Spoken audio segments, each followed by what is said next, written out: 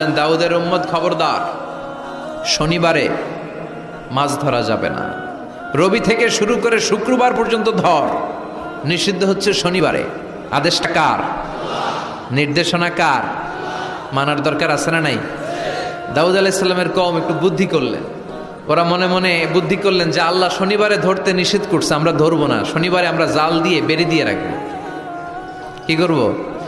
জাতে মাতাল তালে ঠিক। শনিবারে ধরা যাবে না। একে অপরের বলতেছে, এই খবরদার, শনিবারে মাছ ধরবি না।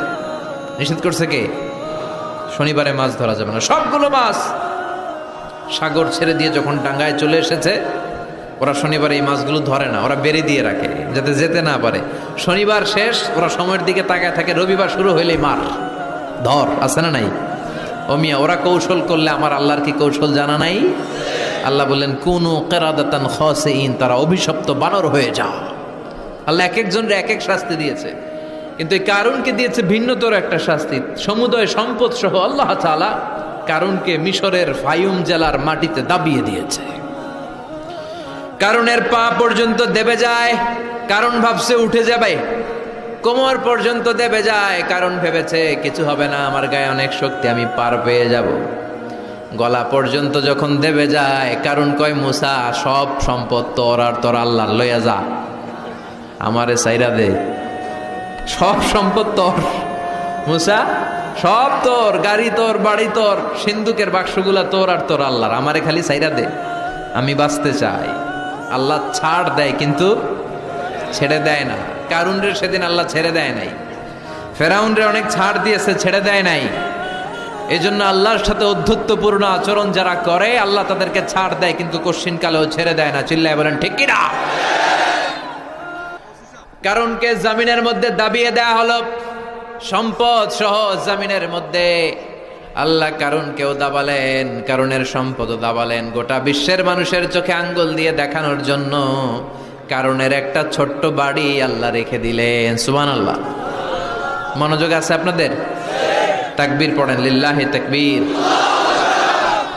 এই যাকাত যদি না দেন, আপনার এই আদরের সম্পদগুলো, ব্যাংক ব্যালেন্স, আপনার প্রাইস বন্ড,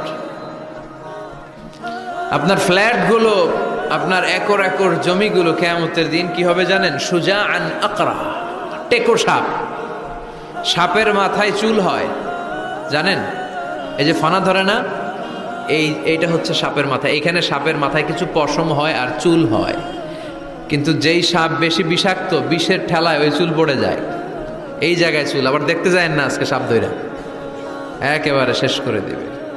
তো আল্লাহ যে সাপগুলো দিয়ে আমাদেরকে পানিশমেন্ট দিবে, এগুলো তো দুনিয়ার সাপের মতো, তাই না? এগুলো মনে হয় অ্যানাকোন্ডার মতো, C snake, rattle snake, king cobra, black mamba, Python, এই জাতীয় সাপ না। সুজাআন আকরা, টেকো সাপ, মাথায় চুল নাই। এক একটা ছোবলে আপনার পুরো দেহটা ভেনোমাস হয়ে যাবে, পয়জনাস হয়ে যাবে। এক ছোবলে দেহটা 70 গজ জামিনের নিচে চলে যাবে। গোপন দান আল্লাহর কাছে খুব প্রিয়। গোপন দানের মধ্য দিয়ে আল্লাহর ক্রোধ, রাগ কমে যায়। এজন্য গোপনে দান করবেন। আপনি মাহফিলে লোক দেখিয়ে 1 লক্ষ টাকা দিলেন, 10 লক্ষ, এটার মধ্যে যদি রিয়া থাকে, শো অফ, লোক দেখানো মানসিকতা থাকে, এটা হয়ে যাবে হাবা মানসুরা। মিজানের পাল্লা এটার কোনো ওজন হবে না। আর আপনি রাত্রিবেলা লুকিয়ে লুকিয়ে মসজিদের পাশ দিয়ে যাচ্ছিলেন, দেখলেন যে দান বক্স, পকেট থেকে 2 টাকার নোট বের করে দিয়েছেন, এটারে মিজানের পাল্লায় উহুদ পাহাড়ের সমান ভারী করবে কে? এজন্য আল্লাহ বলেন, গোলাম তোর গোপন দান আমার কাছে প্রিয়। বান্দা যখন গোপন দান করে, ওই গোপন দানকে আল্লাহ বাড়াতে থাকে, যদিও এটা পরিমাণে কম। আল্লাহু আকবার। গাভীর মালিক যখন নতুন বাছুর পায়, গাভী যখন বাছুর দেয়, উটের মালিক যখন নতুন উটের বাচ্চা জন্ম দেয়, উটের মালিক বড্ড খুশি হয়ে যায়। উটের মালিক উটের ছোট বাচ্চাটাকে খাইয়ে দাইয়ে পেলে পুষে বড় করে। আল্লাহ বলে, আমার সন্তুষ্টির জন্য যে এই ছোট্ট দানটুকু সেই দিন তুই করেছিস, তোর দানটাকে পেলে পুষে বড় করে আমি উহুদ পাহাড়ের সমান বানিয়ে তোর মিজানের পাল্লায় উঠাইয়ে দেব রে গোলাম। এজন্য লুকিয়ে দান করাটা শ্রেয়। আপনারা যারা দান করতে চান, আপনারা শো অফ না করে লুকিয়ে দান করবেন। রাজি আছেন তো? আর সম্পদশালী যারা হয়েছেন তারা যাকাত দিবেন। যারা যাকাত দেয় না, ওয়াল্লাযীনা ইয়াকনিজুনা আয-যাহাবা ওয়াল ফিদ্দা ওয়ালা ইউনফিকুনাহা ফি সাবিলিল্লাহ ফাবাশশিরহুম বিআযাবিন আলীম।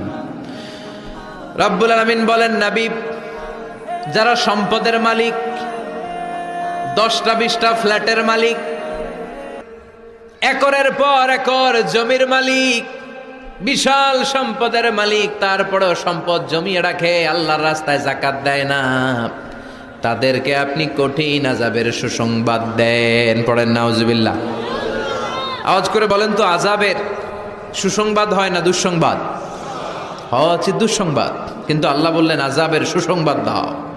তার মানে এই আযাবটা যেন তেন কোনো আযাব নয়, এটা ভয়ঙ্কর একটা আযাব, এটা যেন তেন আযাব নয়।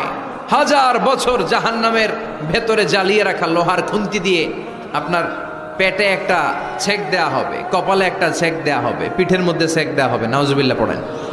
এজন্য আল্লাহ বললেন কঠিন মর্মন্তুদ আযাব আর শাস্তি, পানিশমেন্টের সুসংবাদ দাও।